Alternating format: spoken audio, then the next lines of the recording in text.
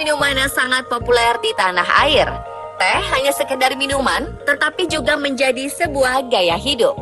Teh bahkan menjadi minuman yang banyak diminum di seluruh dunia setelah air. Manfaat kesehatan yang didapat dari teh juga membuat minuman ini semakin banyak digemari. Seiring dengan terus meningkatnya popularitas teh, mitos dan konsepsi tak benar yang berkembang seputar teh terus bertambah. Benarkah mitos tersebut? Ataukah hanya anggapan tanpa dasar yang terus diyakini oleh masyarakat? Pemirsa, inilah fakta dan mitos teh versi on the spot.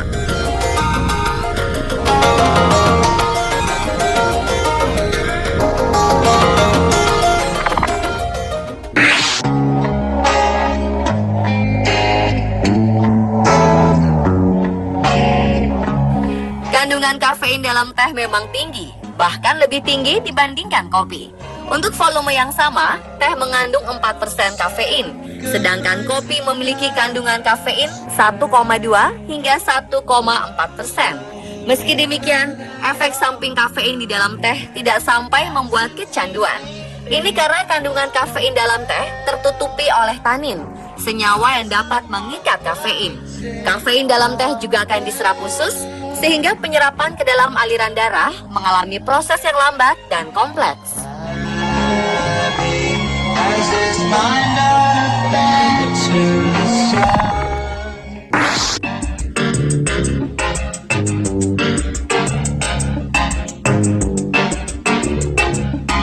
Sebagian besar orang ingin memiliki tubuh yang ideal, dan salah satu cara diet yang ditempuh adalah dengan mengkonsumsi teh hijau. Ini dikarenakan konon teh hijau adalah satu minuman yang bisa membantu menurunkan berat badan.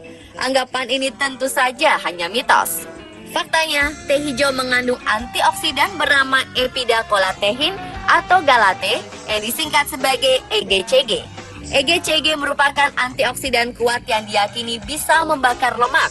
Teh hijau juga memiliki kandungan polyphenols katekin yang tinggi dan dapat meningkatkan tingkat oksidasi lemak, sehingga mengkonsumsi teh hijau dapat membakar lemak dalam tubuh sebesar 4% dalam waktu 24 jam jika dibarengi dengan pola makan yang benar dan teratur. Selain itu, zat tersebut juga dapat memperlambat gula darah, mengatur glukosa dalam tubuh, dan menghambat sel-sel lemak untuk menyerap glukosa. Namun sayangnya, penelitian mengungkap bahwa kadar EGCG dalam segelas teh hijau tak cukup untuk membakar lemak. Peneliti melakukan serangkaian penelitian pengamatan terhadap percobaan yang sudah dilakukan sebelumnya. Mereka menemukan bahwa mengkonsumsi teh hijau setiap hari tak memberikan banyak efek untuk menurunkan berat badan.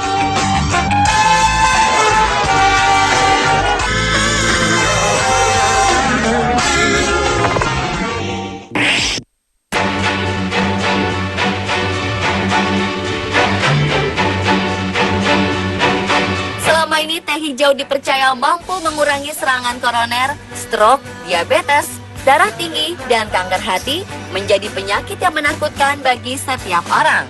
Sehingga banyak produsen teh berlomba-lomba mengeluarkan produk minuman teh hijau kemasan yang lebih praktis. Tetapi benarkah hanya teh hijau yang berkhasiat seperti itu? Ternyata teh hitam atau black tea juga memiliki khasiat menguntungkan seperti halnya teh hijau. Teh hitam yang selama ini dikonsumsi masyarakat kita cukup banyak mengandung komponen senyawa yang baik bagi tubuh. Komponen utama tersebut adalah antioksidan serta T-flavin cukup tinggi. Senyawa inilah yang mempunyai efek dapat mengurangi resiko-resiko penyakit seperti kanker dan mencegah jantung koroner. Teh hitam dibuat dari pucuk daun teh segar yang dibiarkan menjadi layu sebelum digulung, kemudian dipanaskan dan dikeringkan. Teh hitam disebut juga teh fermentasi. Penelitian di Belanda menyimpulkan bahwa kebiasaan minum teh hitam dapat mencegah penimbunan kolesterol pada pembuluh darah arteri, terutama pada wanita. Minum teh hitam 1-2 cangkir mampu menekan penimbunan kolesterol hingga 46%, dan jika diminum 4 cangkir dapat mencapai 69%. Indonesia sendiri saat ini tercatat sebagai produsen teh terbanyak nomor 5 di dunia. Berdasarkan penelitian, teh hitam Indonesia mengandung T-flavin yang lebih tinggi dibandingkan Jepang maupun Cina.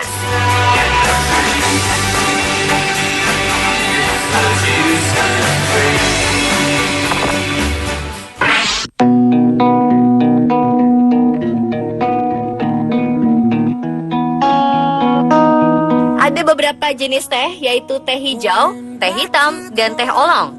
Sebagian masyarakat percaya bahwa teh-teh ini berasal dari daun teh dari jenis yang berbeda. Sebenarnya, semua teh berasal dari tanaman teh yang sama, yaitu Camellia sinensis. Teh hitam, teh hijau, dan teh oolong dihasilkan dari cara pengolahannya yang berbeda-beda. Teh yang paling banyak melalui proses fermentasi adalah teh hitam. Sementara teh hijau tidak mengalami proses fermentasi, sehingga warna hijaunya tetap terjaga dan rasanya lebih lembut dibandingkan teh hitam. Sementara teh oolong adalah teh hijau semi fermentasi. Dalam pengolahannya, proses fermentasi akan segera dihentikan setelah daun teh mulai berubah warna.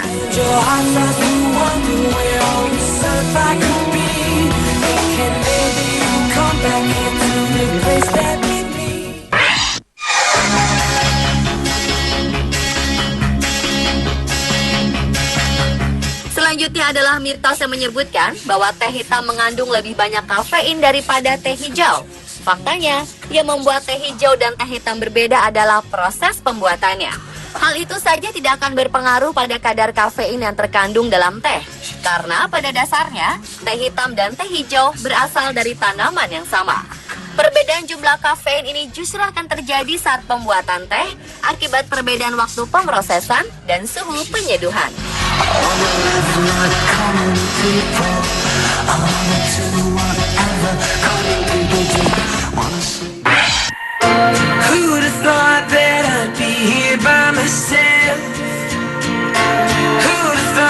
Banyak yang mengatakan bahwa suhu air sangat mempengaruhi rasa dan kenikmatan teh. Faktanya, itu memang benar. Kesalahan dalam cara menyeduh bisa mengakibatkan teh tidak lagi memberikan manfaat bagi kesehatan. Suhu air terbaik untuk menyeduh teh hitam adalah 100 derajat. Teh oolong 80 hingga 90 derajat, sedangkan teh hijau 70 derajat. Sedangkan komposisi yang seimbang antara jumlah air dan jumlah teh merupakan prinsip dasar cara menyeduh teh yang baik dan nikmat. Formulanya yaitu untuk satu cangkir ukuran 300 ml diberikan 1 sendok teh. Teh sebaiknya diseduh dalam teko keramik atau tanah seperti teko untuk teh poci. Ini karena keramik adalah penghantar panas yang buruk, maka sangat sesuai digunakan untuk menyeduh teh agar rasa dan aromanya dapat dinikmati secara optimal.